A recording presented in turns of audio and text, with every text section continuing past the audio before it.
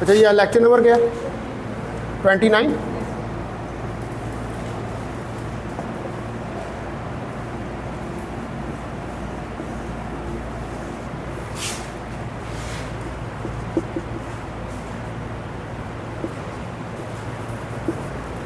अच्छा कल मैंने जो है वो जो ग्लोबल व्यू था उसको बड़ी डिटेल के साथ उसके ऊपर डिस्कशन की थी और वो हमने कल कंप्लीट कर लिया था कि मतलब वो एक्चुअली क्या था कि आपने जो है वो यू कैन से कि जो 4 पास्टुलेट्स पढ़े थे उनको रिवाइज़ किया उसके अंदर कि वो 4 पास्टुलेट्स जो हैं उनका क्या काम। फिर एंड के ऊपर मैंने बेल्स इनइक्वालिटी जो है उसके बारे में भी आपको बताया था कि जो क्वांटम मैकेनिक्स और क्लासिकल के अंदर एक ब्रिज जो है वो क्रिएट करती है। आज जो है हमने अब पढ़ना है जो है वो है डेंसिटी ऑपरेटर। ये डेंसिटी ऑपरेटर जो है इसकी क्वांटम इंफॉर्मेशन साइंस में बहुत ज़्यादा सिग्निफिकेंस है। ठीक है, ये सारी रिसर्च ही इसकी बुनियाद पे होती है।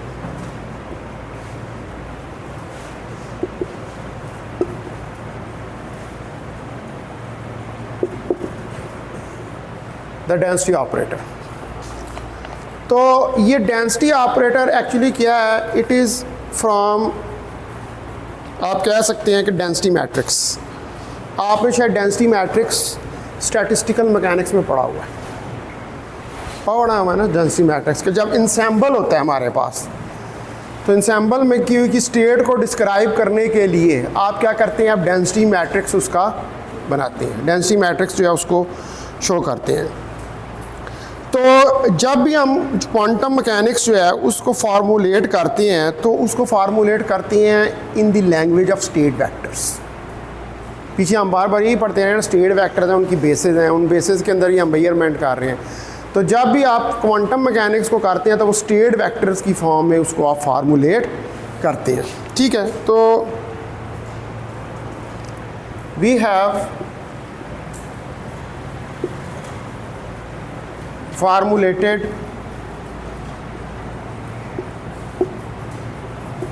Quantum mechanics. हमने जो फार्मूलेट किया quantum mechanics using the language of state vectors. और इसमें हमने जो स्टेट वेक्टर्स की लैंग्वेज है उसको यूज़ किया। एक और अल्टरनेटिव जो फार्मूलेशन है वो पॉसिबल है, उसको यूज़ करते हुए भी हम जो है वो क्वांटम मैकेनिकल प्रॉब्लम सॉल्व कर सकते हैं। तो उस जो सेकंड अल्टरनेटिव फार्मूलेशन है उसको हम कहते हैं डेंसिटी ऑपरेटर। ठीक है, डेंसिटी ऑपरेटर या डेंसिटी मैट्रिक्स, यानी कि आप डेंसिटी ऑपरेटर बना लें या डेंसिटी मैट्रिक्स जो है उसको बना लें। या आप स्टेट वेक्टर्स की फॉर्म में यानी कि कैट और ब्रा की फॉर्म में कर लें उसको, या आप उसको जो है वो डिराक रोटेशन की बजाय मैट्रिक्स की फॉर्म में उन स्टेट वेक्टर्स के साथ डील करें। तो मैट्रिक्स की फॉर्म मैंने आपको शुरू में ये बताया था कि क्वांटम इंफॉर्मेशन के अंदर हमने ज़्यादा डील ही मैट्रिसेस के साथ करना है। तो यहाँ पर आप इन्हीं स्टेट वेक्टर्स को सॉल्व करने के लिए ये जो दूसरा टूल है वो कौन सा है? वो डेंसिटी ऑपरेटर या डेंसिटी मैट्रिक्स का। तो एन अल्टरनेटिव टूल, तो जो आपके पास अल्टरनेटिव टूल है आर फार्मूलेशन या फार्मूलेशन जो है is known as density operator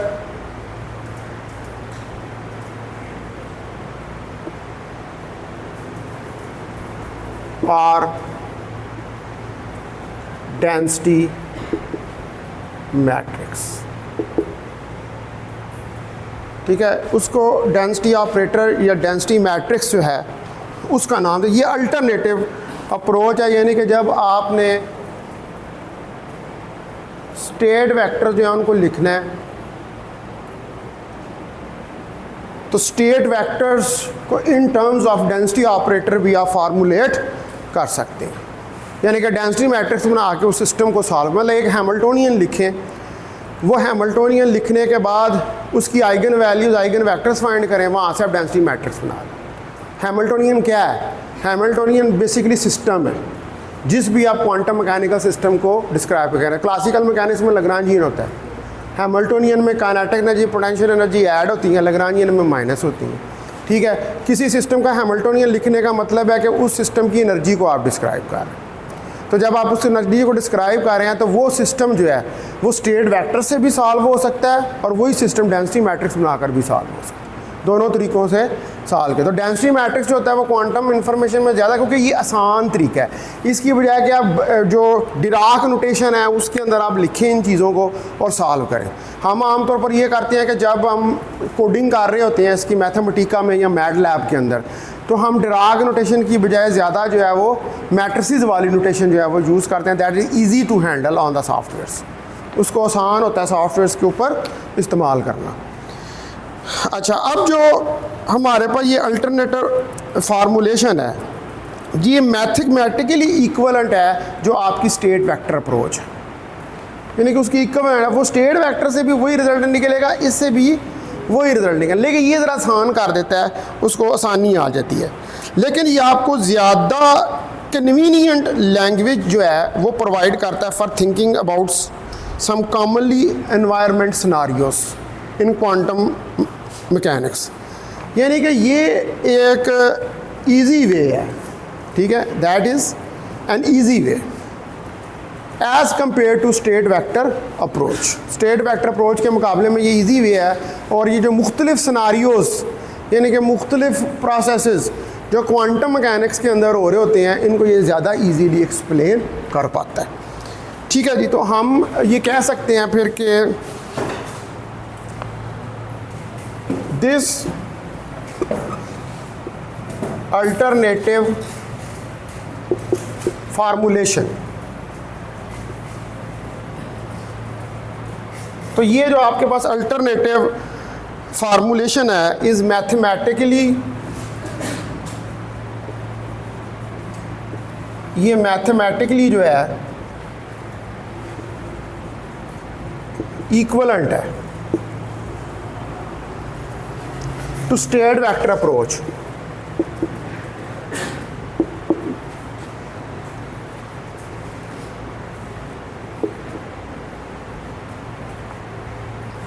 state vector approach के, ठीक है जी, किसके? स्टेट वेक्टर, जो आपने पीछे बार बार आपने वो पढ़ा है। लेकिन ये आपको प्रोवाइड करती है, but provides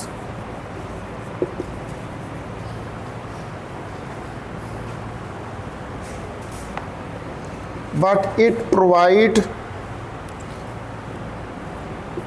a much more convenient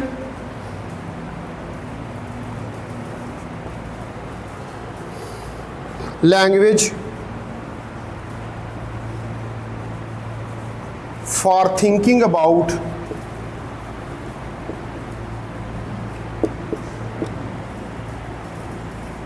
different scenarios, मुख्तलिफ़ किस्म के प्रोसेस या सिनारियोज़ जो हैं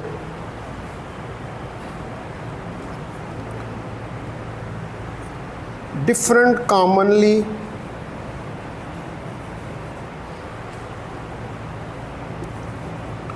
इनकाउंटर्ड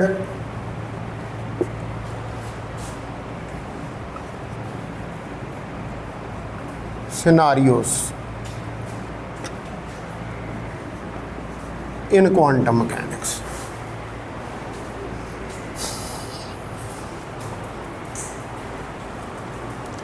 अब आगे जो हम चीज़ें पढ़ेंगे उसमें हम स्टेट वेक्टर की बजाय क्या करेंगे, डेंसिटी मैट्रिक्स अप्रोच जो है उसको स्टडी करेंगे और देखेंगे कि हम डेंसिटी मैट्रिक्स ऑपरेटर की किस तरह फार्मूलेशन करते हैं क्वांटम मैकेनिक्स में, और किस तरह हम इंट्रोड्यूस करवाते हैं आप डेंसिटी ऑपरेटर को using the concept of ensemble of quantum states. क्योंकि क्वांटम के अंदर एक स्टेट नहीं होती, बहुत सारी स्टेट्स होती हैं। तो स्टैटिस्टिकल मैकेनिक्स के अंदर भी यही होता है कि इंसेम्बल जो सिस्टम होता है वो डिफरेंट सिस्टम से मिलकर बना होता है। तो हम वहाँ पर भी डेंसिटी ऑपरेटर उस इंसेम्बल को सॉल्व करने के लिए इस्तेमाल करते हैं।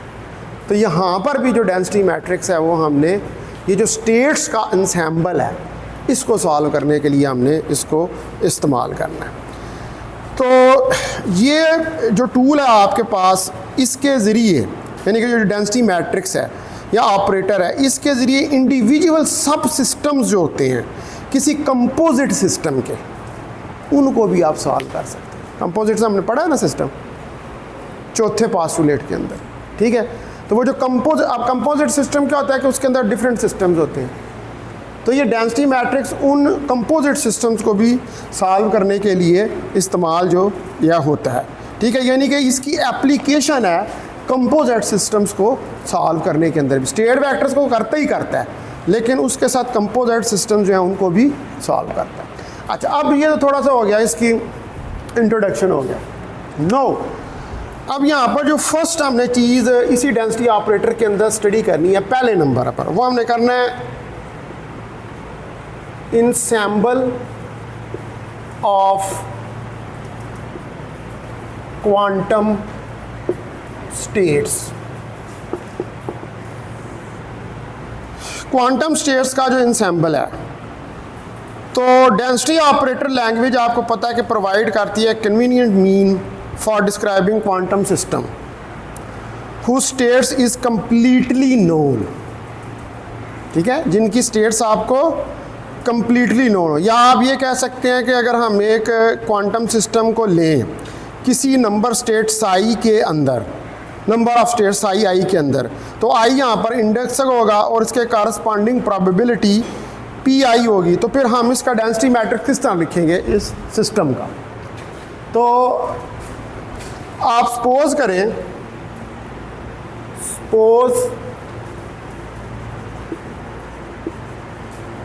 we have a quantum system। Suppose करें कि हमारे पास एक क्वांटम सिस्टम है, is in one of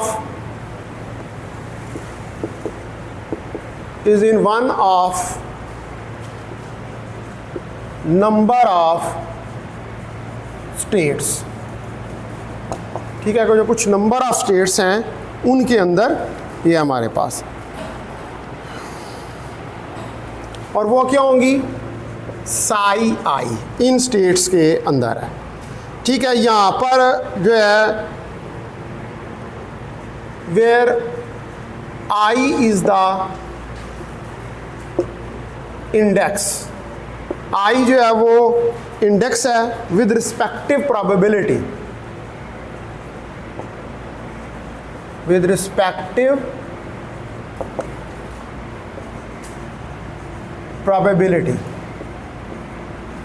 जिसकी रिस्पेक्टिव प्रोबेबिलिटी जो है वो P ऑफ I है, ये छोटा P ऑफ I।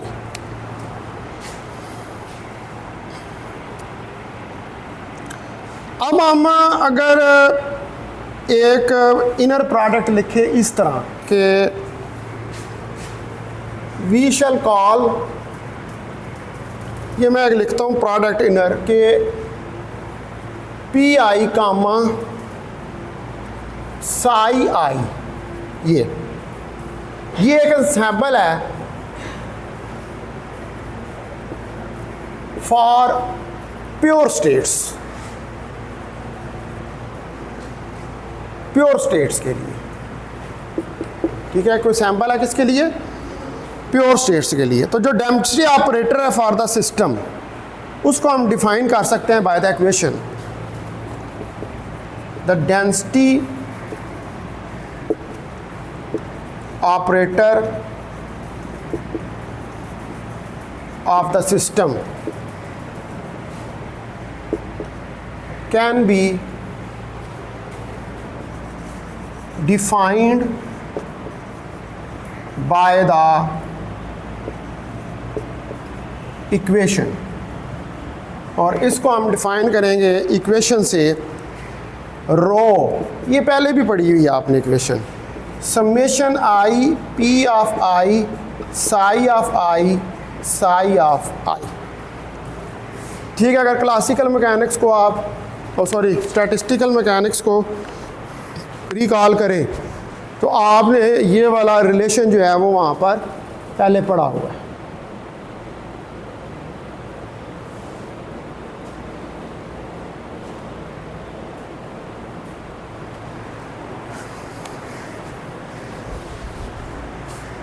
ठीक है जी, यही वाली equation we have already studied, इसमें साई कैट और ब्रास की फॉर्म में है। तो ये जो डेंसिटी ऑपरेटर है इसी को हम क्या कहते हैं, डेंसिटी मैट्रिक्स।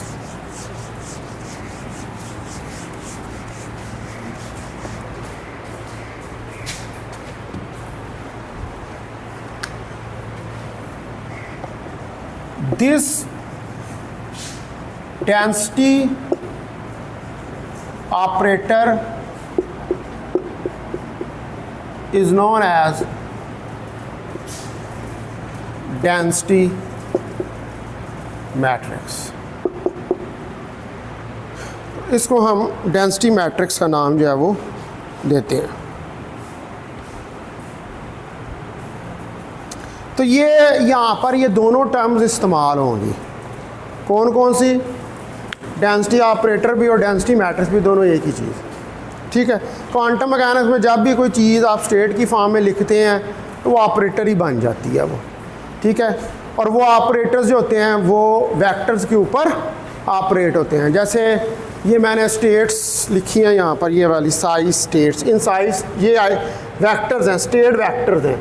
ये स्टेट वेक्टर्स किसके लिए हैं, किसी सिंबल के लिए, उसमें पी आई प्रोबेबिलिटी आ रही है, तो ये पूरा एक ऑपरेटर जनरेट हो गया। और यही ऑपरेटर क्या कर सकते हैं, आप किसी और स्टेट पर भी इसको ऑपरेट कर सकते हैं। ठीक है जी।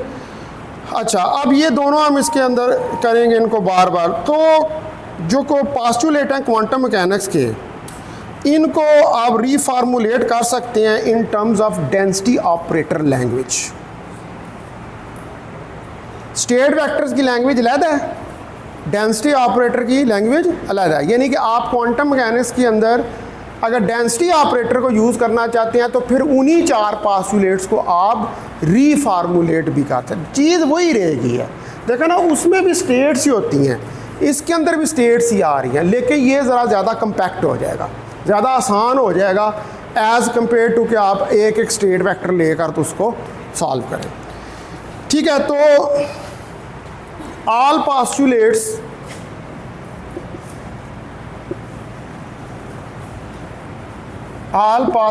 of quantum mechanics, सारे postulates हैं quantum mechanics can be reformulated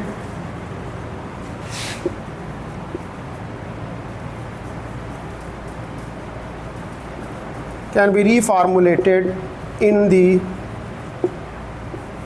terms of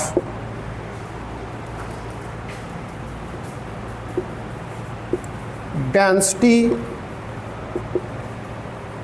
operator language.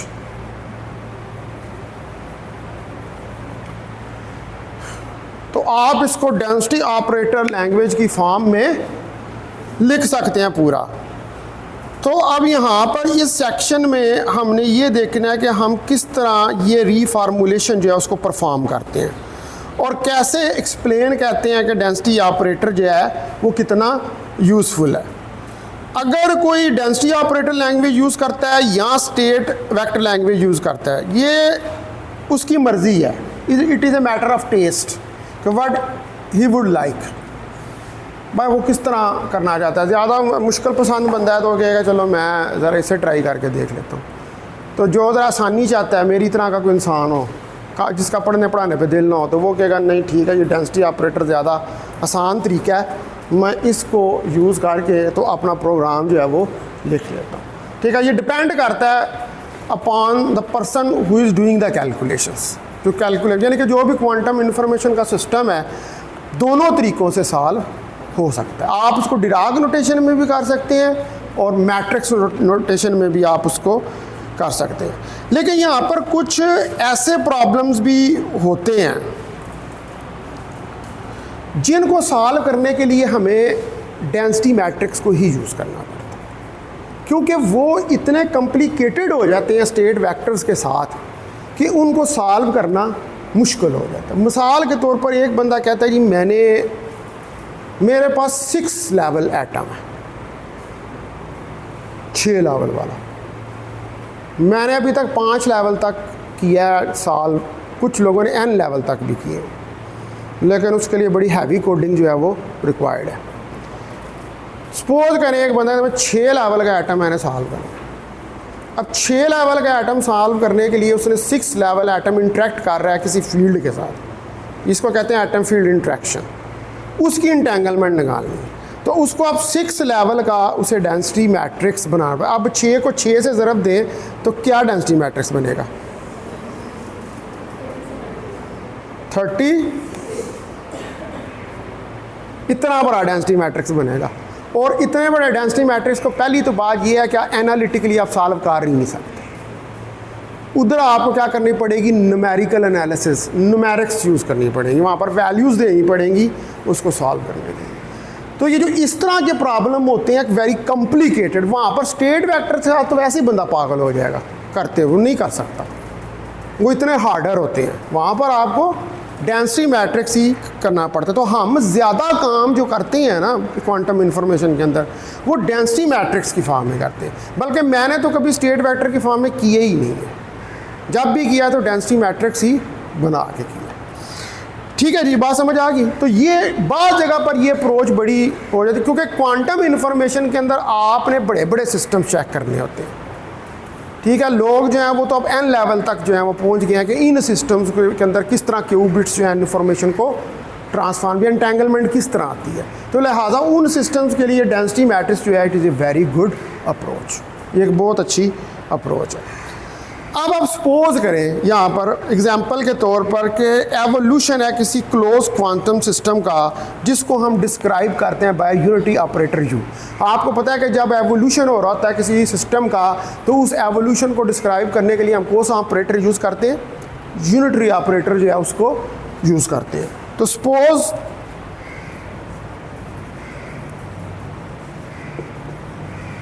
For example,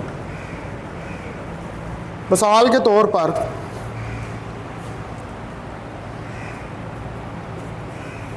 that the evolution of A close system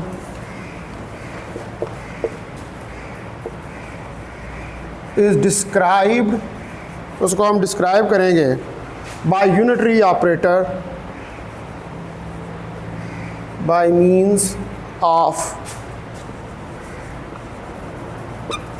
unitary operator u। Unitary operator u की फॉर्म में। टाइम एवोल्यूशन पढ़ी है ना, unitary transformations. Time evolution क्या होता है?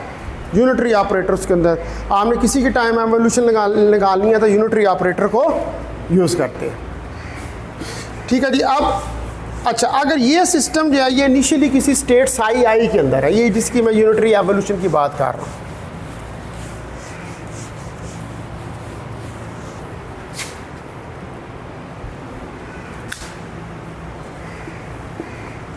If the system, अगर आपका जो सिस्टम है वाज इनिशियली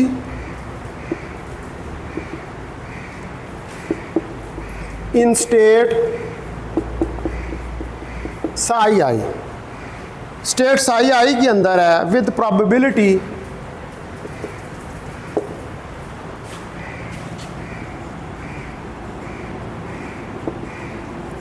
और इसकी प्रोबेबिलिटी है पी आई,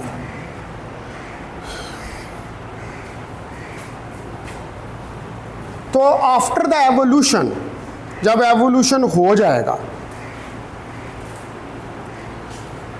सिस्टम के ऊपर, तो ये स्टेट जो है ये आपको, यानी कि यू जब साई आई पे ऑपरेट होगा तो ये आपको प्रोबेबिलिटी क्या देगा? P of I. ठीक है, यानी कि जब ऑपरेटर को आप ऑपरेट कर देंगे तो देन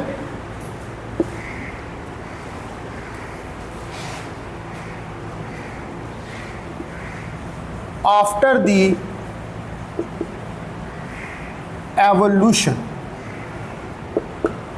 जब एवोल्यूशन हो जाएगा यानी कि ऑपरेटर ऑपरेट करेगा, हैज अकर्ड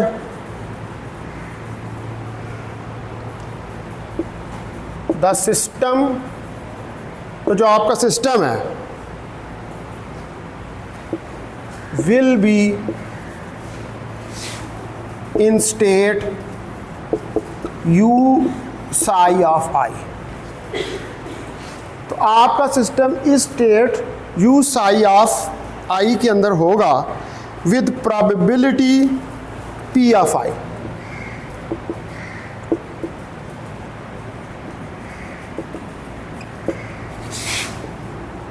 जहां पर उसकी प्रोबेबिलिटी p ऑफ i जो है वो होगी।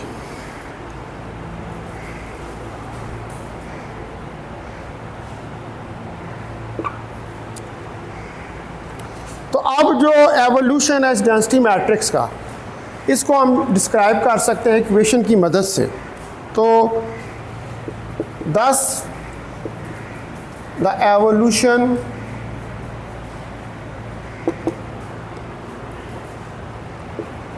of the density operator is described, इसको आप डिस्क्राइब कर सकते हैं बाय द इक्वेशन, और यहाँ पर ये जो इक्वेशन आएगी हमारे पास ये आएगी rho is equal to summation I P of I psi of I psi of I। और जब इसके ऊपर यूनिटरी ट्रांसफॉर्मेशन होगी तो ये आपके पास बन जाएगा। यूनिटरी ट्रांसफॉर्मेशंस के बाद चलिए अगले स्टेप में लिख लेते हैं कि जब यूनिटरी ट्रांसफॉर्मेशन होगी इसके ऊपर, ठीक है, तो यूनिटरी ट्रांसफॉर्मेशन के बाद ये क्या बन जाएगा, रो is equal to summation I P of I U psi of I psi of I U dagger, ये चीज़ आ गई, and that will be equal to U rho U dagger। तो इनर इनर प्रोडक्ट आपस में मिलके क्या हो जाएंगी, 1 के बराबर आ जाएगा, ठीक है। तो U रो डैगर U जो है वो बन जाएगा आफ्टर यूनिटरी ट्रांसफॉर्मेशंस। तो जो मेजरमेंट होती है, इसको मैंने पीछे कोई इक्वेशन डिफाइन की है, 2 की है डिफाइन, अच्छा 2, ये 2, ये पता लगा ना किस तरह की है, इसमें U को रखा है, U ऑपरेटर को, वो स्कीनर प्रोडक्ट लिया तो आपके पास यही पीछे भाग जाएगा। अच्छा, अब मेजरमेंट्स जो हैं, ये तो मैंने यूनिटरी एवोल्यूशन लगाया, और यूनिटरी एवोल्यूशन लगा के मैंने रो की वैल्यू निकाली, तो वो क्या निकली, यू रो यू डैगर, वो उसी के अंदर ही रो बन जाएगा। भला किस तरह बढ़ेगा, वो साई साई आई आ जाएंगे अंदर ही उसके, जब यूनिटरी ट्रांसफॉर्मेशन वहाँ पर यू ऑपरेटर इंसर्ट करेंगे तो, ठीक है।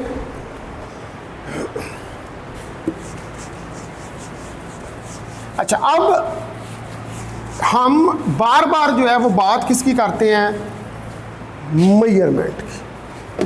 Again and again we talk about measurement, कि उसमें मेजरमेंट हम किस तरह करते हैं।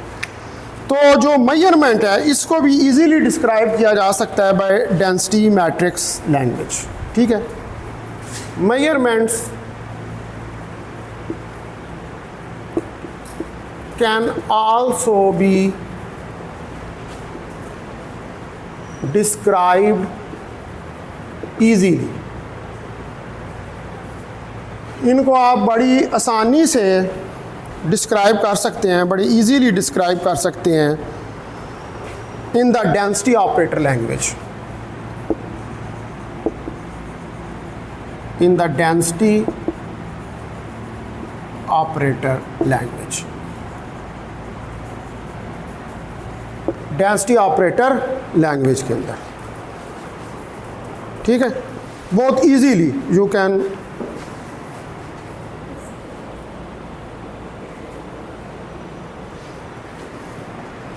अब कैसे हम इसको डिस्क्राइब करेंगे इस लैंग्वेज के अंदर।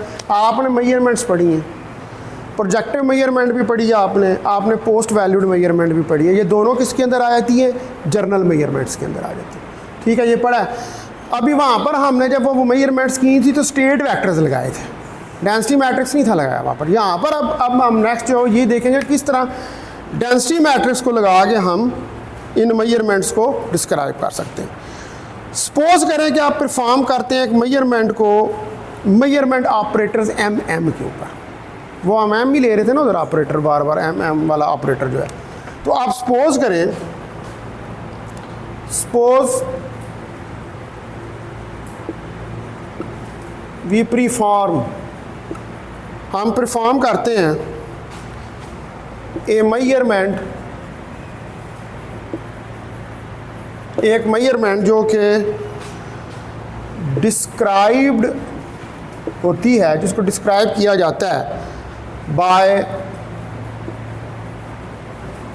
मेजरमेंट ऑपरेटर्स एम, जिनको मेजरमेंट ऑपरेटर एम से डिस्क्राइब किया। ये पढ़ते रहिए नहीं ऑपरेटर ये वाला, ये आपको याद होगा। तो अगर इनिशियल स्टेट जो है वो साई आई है, ठीक है, if the initial state is psi I, अगर मेरे पास इनिशियल स्टेट जो है वो साई आई है, तो then the probability of getting result M, then the probability of getting result m, तो जो probability है m रिजल्ट यानी कि m क्या आउटकम है वो कितनी होगी, तो वो फिर हम निकाल लेते हैं उसको कि p m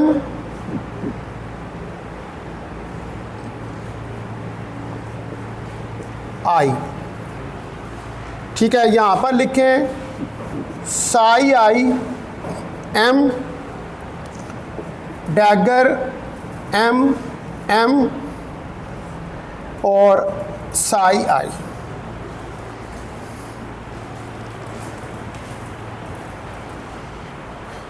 और अगर मैं इसका ट्रेस ले लूँ तो ये इनर प्रोडक्ट जो है इसकी पोजीशन चेंज हो जाएगी।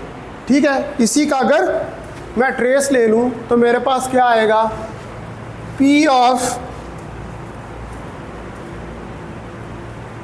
एम आई। अब क्या कर रहा हूँ, इसी इक्वेशन का ट्रेस जो है वो ले रहा हूँ, तो ट्रेस लूँगा तो ट्रेस के साथ ये आ जाएगी M dagger M psi of I और psi of I, bracket close.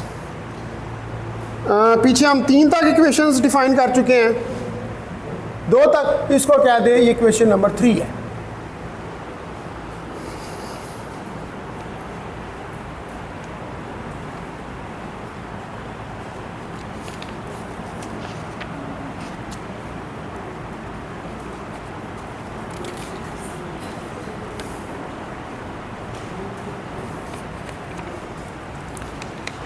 अब आपको इसका पता है इस बात का कि ये जो एम डैगर एम होता है ये आइडेंटिटी ऑपरेटर के बराबर होता है, पता है ना इस बात का। ये एम डैगर एम जो है ये आइडेंटिटी ऑपरेटर के बराबर होता है।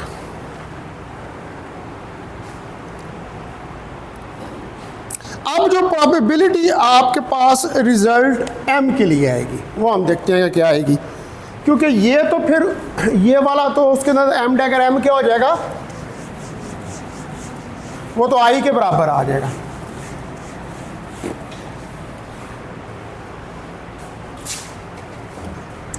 ठीक है, हमें इस बात का पता है ऑलरेडी कि जो summation m, as we know that summation m dagger m is equal to identity operator. तो अब जो हमारे पास प्रोबेबिलिटी है of obtaining result m, now the probability of obtaining result m is, अब वो प्रोबेबिलिटी कितनी है देखें। वो प्रोबेबिलिटी आपके पास p ऑफ m, वो बीच में m डैगर m जो है वो तो क्या हो जाएगा, वो तो 1 के बराबर हो जाएगा। तो ये आ जाएगा summation i p m i p of i।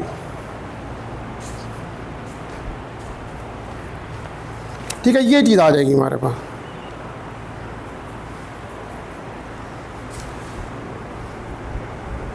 अच्छा, इधर भी ना ये ना डालें कैटोब्रा, इसको ऐसे ही लिखें सादा, m और स्लैश i जो है।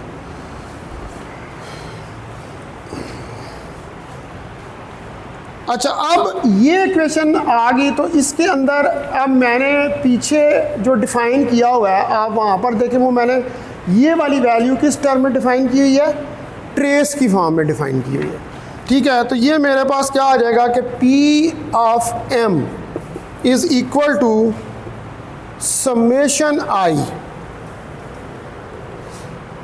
p of i, trace of वही वाली वैल्यू सब्स्टिट्यूट कर रहा हूँ, m डैगर m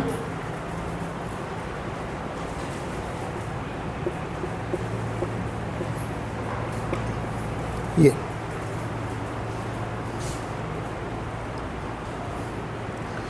ठीक है, अब अगर मैं इसका ट्रेस ले लूँ यहाँ पर, ठीक है, m डैगर m तो ये आइडेंटिटी के बराबर होगा, और summation i sigh of i ये क्या बन जाएगा, ये तो डेंसिटी मैट्रिक्स बन जाएगा। ऐसे ही है ना, ये चीज़ क्या बन जाएगी, इस समेशन के साथ pi के साथ डेंसिटी मैट्रिक्स बन जाएगी। तो मेरे पास p ऑफ m, मेरे पास p ऑफ m जो है ये आ जाएगी trace of m dagger m, और इसके साथ ये आ जाएगा रो। इसको कह देंगे हम इक्वेशन नंबर 4। ये अब हमारे पास मेजरमेंट की आ गई जब आपने डेंसिटी ऑपरेटर जो है उसको यूज़ किया।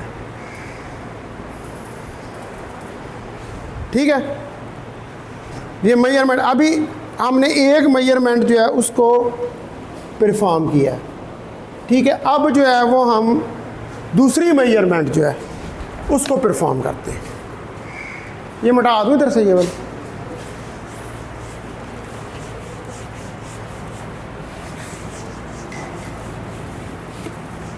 अब आप देख लें कि ये कितनी आसान सी फार्म बन गई है। वो किधर उधर वो साई आप लगाते फिर इसके अंदर और इसको करें, सीधा सीधा m को रखें और सॉल्व कर लें। अच्छा जी, अब जो density operator of the system है जो कि आपको मेजरमेंट के बाद मिलता है वो क्या होगा, what is the density operator of the system. तो क्या होगा density operator of the system after obtaining the measurement result m, after obtaining the measurement result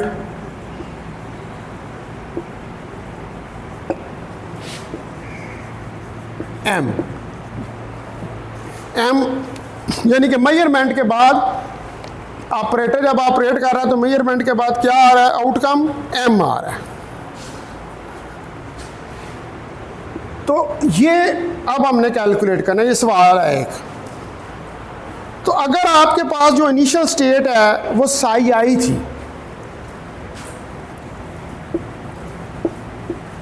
if the initial state was psi I। अगर आपके पास initial state जो है वो क्या है, psi I है, तो then state after obtaining result m, then the state after obtaining result m, तो जो स्टेट होगी रिजल्ट m के लिए वो क्या आएगी, is psi I m। Ket के अंदर m psi ऑफ I और psi of I m dagger m और psi ऑफ I। ये इक्वेशन आपने पहले भी देखी हुई है, ठीक है ना, इसको जानते हैं आप, इस इक्वेशन को। इसको मैं कह देता हूँ ये इक्वेशन नंबर 5 है मेरे पास, दिस इज इक्वेशन नंबर 5। ये आपके पास मेजरमेंट के बाद ये वाला रिजल्ट जो है वो आ रहा है। तो अब ये psi I m क्या है, ये इंसेंबल ऑफ स्टेट्स है। ये मैंने किसकी लिखी है, psi I m लगा दिया ना साथ, psi I एक तो नहीं ना, I 1 2 3 4 5 जाएगी, ठीक है, m उसका आउटकम है जो मेजरमेंट का रिजल्ट आ रहा है। तो ये बेसिकली इंसेंबल के लिए मैं लिख रहा हूँ ये मेजरमेंट को, एक सिंगल स्टेट के लिए इसको नहीं राइट डाउन कर रहा। तो 10 आफ्टर द मेजरमेंट, जब आप मेजरमेंट कर लेते हैं, विच यील्ड या give which give result m, जो कि क्या देती है आपको, रिजल्ट m जो है वो आपको मिलता है उसकी मदद से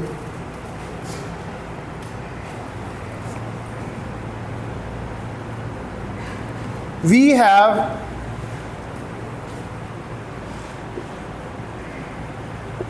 an ensemble of states psi I m with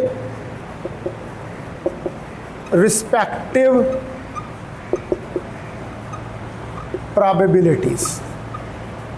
और वो जो रिस्पेक्टिव प्रोबेबिलिटीज़ हैं वो क्या होंगी, वो होंगी आपके पास P I M, ये रिस्पेक्टिव प्रोबेबिलिटीज़ होंगी after the measurement.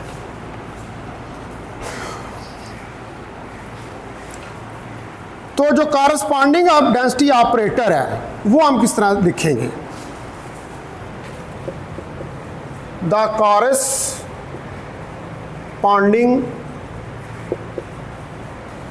density operator, तो जो आपके पास corresponding density operator होगा इस उसको कह देंगे हम रो m इज देयरफॉर, उसकी वैल्यू बराबर होगी आपके पास रो m, लिखें आप, यहाँ पर इक्वेशन आ जाएगी summation I P of I m bracket close और psi I m और psi I m, ठीक है जी, इसके बराबर आ जाएगा। और ये फिर आगे बराबर होगा, इसी को फर्दर हम लिखेंगे इस psi I m वाली स्टेट की, वो इसके अंदर रख देंगे, ये जो इक्वेशन नंबर 5 के अंदर है।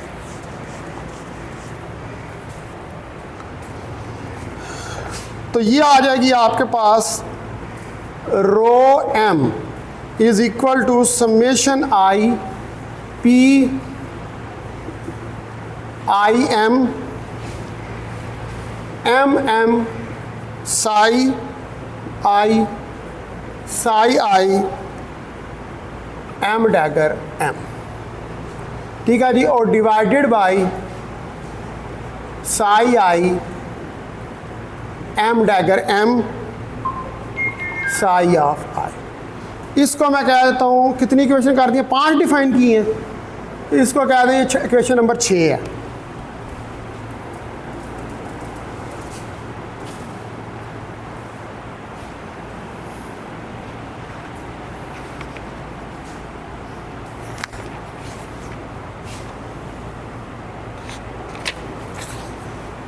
अच्छा, अब हमारे पास यहाँ पर जो है कुछ वैल्यूज़ हैं, जैसे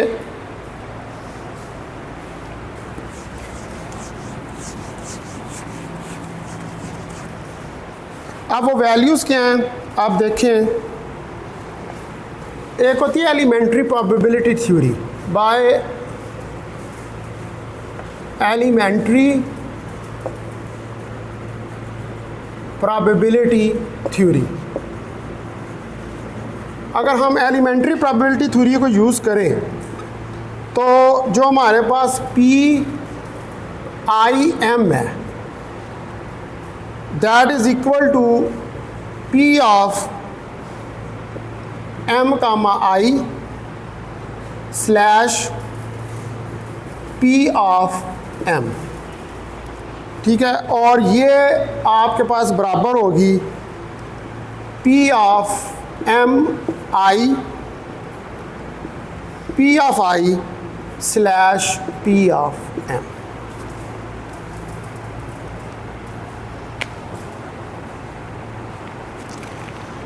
अब यहाँ पर हमारे पास 2 इक्वेशंस हैं, उनका लिखना यहाँ पर ज़रूरी है। एक इक्वेशन हमने लिखी थी पीछे कि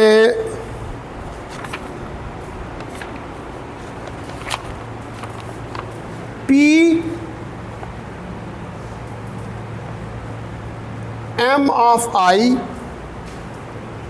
is equal to psi I m dagger m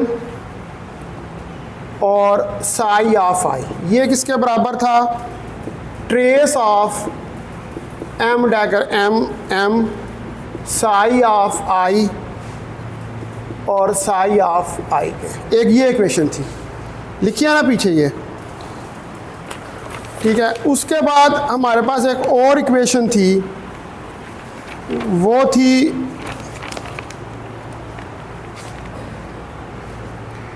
P of M is equal to trace M dagger M rho, यह भी लिखी थी दोनों। अब इन दोनों इक्वेशंस को मद्देनज़र रखते हुए जो मैंने इक्वेशन नंबर 6 लिखी है, उसके अंदर इन वैल्यूज़ को अगर मैं सब्स्टिट्यूट करूं तो मेरे पास क्या आ जाएगा, मेरे पास आ जाएगा rho M is equal to M M psi of I M dagger M divided by trace, वो निकाली हुई आपने पीछे ट्रेस वाली, ट्रेस एम डैगर एम रो,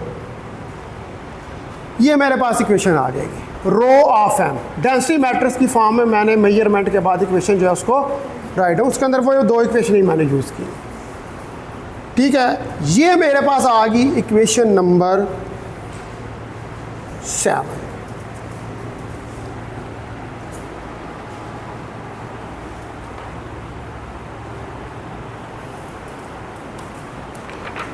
अच्छा, अब मैंने जो है आपको, ये अभी कंप्लीट नहीं हुआ, अभी इसका थोड़ा सा पोर्शन रहता है इसका।